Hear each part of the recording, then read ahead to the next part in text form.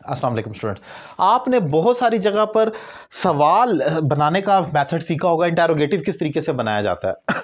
लेकिन आज मैं एक कन्फ्यूजन डिफाइन करूंगा जो बेसिक स्टूडेंट्स को कन्फ्यूजन होती है कि जब सवाल पूछा जाता है उनको ये नहीं समझ आती कि इसमें व्हाट व्हेन वेयर लगा। अच्छा, कन्फ्यूजन क्या होती है? कन्फ्यूजन ये होती है कि आपसे अगर पूछा जाए क्या की क्या इंग्लिश है तो आप कहेंगे व्हाट, लेकिन हर जगह तो व्हाट नहीं आता। फॉर एग्जांपल, क्या तुम पढ़ रहे हो, अब यहाँ पर तो व्हाट का कोई इस्तेमाल नहीं होगा, लेकिन क्या का लफ्ज़ तो आया।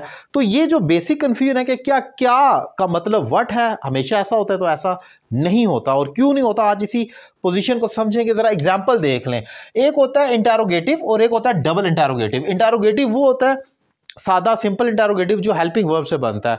जैसे कि एग्जांपल है कि आर यू स्टडिंग, तो आर को स्टार्ट में रख दिया। अब अगर मैं कहता हूं क्या तुम पढ़ रहे हो, तो ये सादा इंटरोगेटिव है जिसमें मैं कहूंगा आर यू स्टडिंग, आर को स्टार्ट में रखा और सवालिया। लेकिन अगर मैं ये पूछूं तुम क्या पढ़ रहे हो, दो सवाल पूछ लूं, आया कि पढ़ भी रहे हो कि नहीं, और दूसरा फिर ये भी बताओ कि क्या पढ़ रहे हो, तो ये डबल इंटरोगेटिव होगा। तो तब हम कहेंगे व्हाट आर यू स्टडिंग। फिर आपने आर यू स्टडिंग नहीं, फिर आपने व्हाट लगाना है।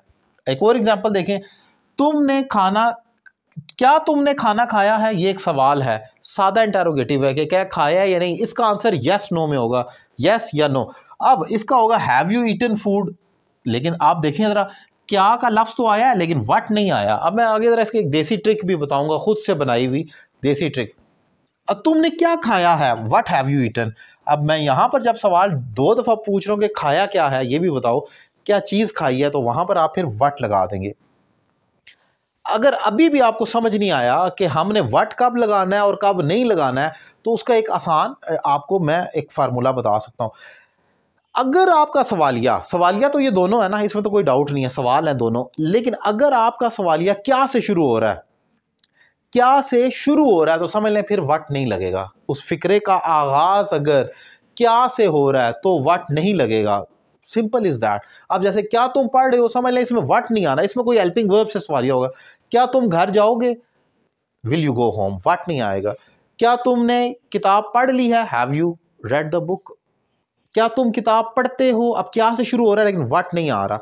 लेकिन अगर क्या का लफ्ज कहीं बीच में नजर आ रहा है आपको फिक्रे के दूसरे या तीसरे नंबर पर, तुम क्या पढ़ते हो, तुम क्या खाते हो, तुम क्या लिखते हो, और इसी तरीके से दूसरे इंटरोगेटिव भी है, तुम कहाँ जाते हो, क्यों जाते हो, तुम कैसे जाते हो। आप सवाल को जरा गौर कर लें, क्या का लफ्ज बीच में आ रहा है, शुरू में नहीं आ रहा। अगर क्या का लफ्ज शुरू में आए तो समझ लें, अलर्ट हो जाए, यहाँ पर व्हाट नहीं आना। और अगर बीच में आएगा तो वो डबल इंटरोगेटिव होने के ज़्यादा इम्कान है, वो डबल इंटरोगेटिव, फिर आप व्हाट व्हेन वेयर हु का इस्तेमाल करेंगे। ये एक देसी ट्रिक मैंने आपको बयान की। उम्मीद करता हूँ इस ट्रिक से भी आपको हेल्प हुई होगी इन दोनों का डिफरेंस समझने में।